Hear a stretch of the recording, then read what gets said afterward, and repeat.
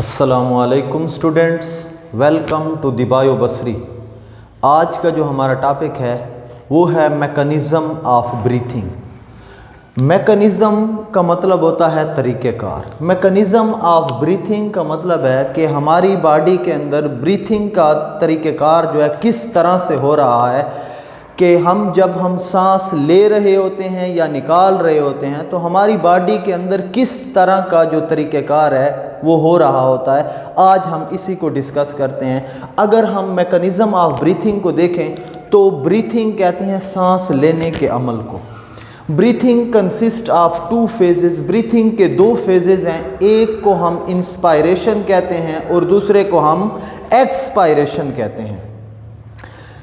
Inspiration का मतलब होता है सांस का अंदर ले जाना, यानी हवा का अंदर ले जाना, और एक्सपायरेशन का मतलब होता है हवा का बाहर निकालना। अगर हम इंस्पायरेशन की डिफिनीशन को देखें तो the taking in of air is called inspiration.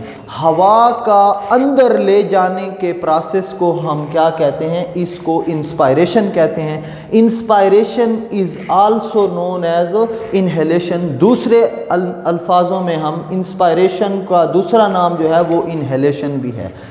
अगर हम इंस्पायरेशन के मैकेनिज़्म को देखें तो यहाँ पर दो मसल का जिक्र है। उन दो मसल्स को हमने याद रखना है कि वो कौन से दो मसल्स हैं। एक है डायाफ्राम और दूसरा है इंटरकास्टल मसल। अगर हम अपने रिब केज के नीचे देखें तो रिब केज के नीचे बिल्कुल यहाँ पर लंग्स के बिल्कुल नीचे यहाँ पर एक मसल है जिसको हम क्या कहते हैं, डायाफ्राम कहते हैं। और इंटरकास्टल मसल रिब्स हैं और रिब्स के दरमियान में जो मसल्स पाया जाता है उसको क्या कहते हैं, उसको इंटरकास्टल मसल कहते हैं। यानी कि ये रिब्स हैं और इन रिब्स के दरमियान जो मसल है उस मसल्स को क्या कहते हैं, इंटरकास्टल मसल कहते हैं। ये दोनों इंटरकास्टल मसल और डायाफ्राम इंस्पायरेशन के प्रोसेस में इन दोनों ने कंट्रैक्ट होना है। ये बात आप लोगों ने अपने दिमाग में रखनी है। अगर हम मैकेनिज़्म को देखें, the muscles of diaphragm contract and become flat shaped instead of dome shaped.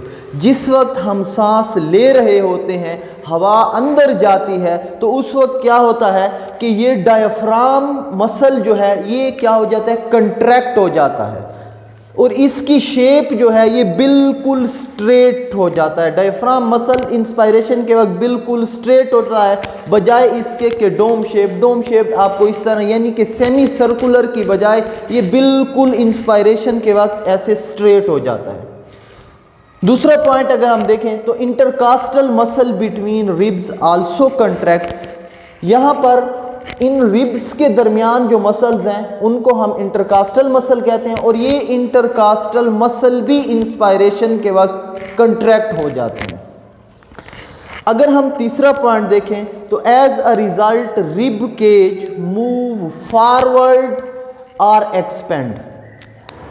अगर यहाँ पर हम देखें, जिस वक्त हम इंस्पायरेशन का प्रोसेस करते हैं तो अगर हम इधर देखें, आप इधर देखें तो यहाँ पर क्या हो रहा होता है कि इंस्पायरेशन के वक्त ये जो रिब केज हैं, रिब केज ऐसे आगे की तरफ होते हैं और इनके दरमियान जो इंटरकास्टल मसल है वो ऐसे पीछे की तरफ आ जाता है।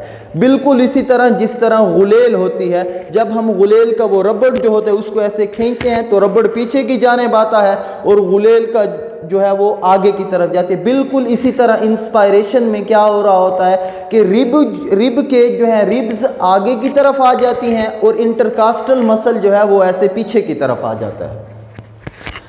फोर्थ पॉइंट अगर हम देखें तो pressure on the lungs decreases and volume of chest cavity increase. पहले जिस वक्त इस रिब्स ने क्या किया हुआ था, लंग्स के ऊपर एक प्रेशर, अगर ये लंग्स हैं और ये क्या है, रिब्स, पहले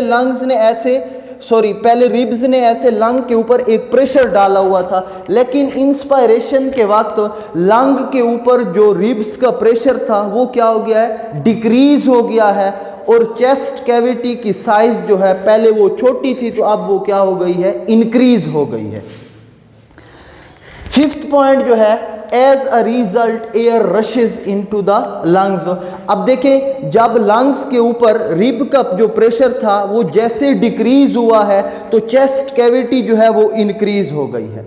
अब देखें, चेस्ट कैविटी जैसे इंक्रीज हुई तो एयर के लिए जगह बन गई है। तो एयर, एटमॉस्फेरिक एयर, हम सांस ऐसे लेंगे और सांस लेने के वक्त क्या होगा, एटमॉस्फेयर एयर जो है वो हमारे लंग्स के अंदर चली जाएगी। दूसरा स्टेप जो है वो है एक्सपायरेशन का। एक्सपायरेशन जो है बिल्कुल इंस्पायरेशन के अपोजिट है। अगर हम एक्सपायरेशन की डिफिनीशन की बात करें तो हम कहते हैं कि the letting out of air is called expiration. पहले जो हवा हम अंदर ले गए थे, अब उस हवा का दोबारा से यानी सांस का बाहर निकालना। Expiration is also known as exhalation. Expiration को हम एक्सहेलेशन भी कहते हैं। अगर हम एक्सपायरेशन के मैकेनिज्म की बात करें तो यहाँ पर भी वही दो मसल्स हैं। एक डायाफ्राम है जो बिल्कुल लंग्स और रिब केज के नीचे है, और दूसरे वो मसल्स जो रिब्स के बिल्कुल दरमियान हैं जिनको इंटरकास्टल मसल का नाम दिया है हमने। एक्सपायरेशन के प्रोसेस में ये दोनों मसल रिलैक्स हो जाएंगे। वहाँ पर कंट्रैक्ट हुए थे, यहाँ पर बिल्कुल रिलैक्स हो जाएंगे। अगर हम एक्सपायरेशन के मैकेनिज्म को देखें तो हम कहते हैं कि the muscles of diaphragm relax and become dome shape. यहाँ पर डायाफ्राम जो है पहले कंट्रैक्ट हुआ था, अब डायाफ्राम जो है वो रिलैक्स हो जाएगा और इसकी शेप जो है ऐसे बिल्कुल डोम शेप्ड हो जाएगी, यानी कि सेमी सर्कुलर हो जाएगी। जिस तरह पहले थी उसी तरह हो जाएगी। सेकंड पॉइंट जो है वो है intercostal muscle between ribs also relax. यहां पर रिब्स के दरमियान जो इंटरकास्टल मसल थे पहले वो कंट्रैक्ट हुए थे, लेकिन एक्सपायरेशन के प्रोसेस में दोबारा वो रिलैक्स हो जाएंगे। As a result, rib cage move backward to attain its original position। यहाँ पर क्या हो जाएगा, पहले रिब केज जो थी बाहर की तरफ चली गई थी और इंटरकास्टल मसल जो थे वो पीछे आ गए थे। अब क्या होगा, रिब केज दोबारा अपनी ओरिजिनल पोजीशन पर आ जाएगी और इंटरकास्टल मसल जो है वो आगे की तरफ आ जाएंगे। फोर्थ पॉइंट जो है, pressure on the lungs increases and volume of chest cavity decreases। अब देखें, पहले जो था अगर हम इंस्पायरेशन में देखें तो वहां पर लंग्स के ऊपर जो रिब्स का प्रेशर था वो कम था, वो कंट्रैक्ट हुए थे, रिब्स आगे की तरफ निकल गई थी, पीछे इंटरकास्टल मसल था।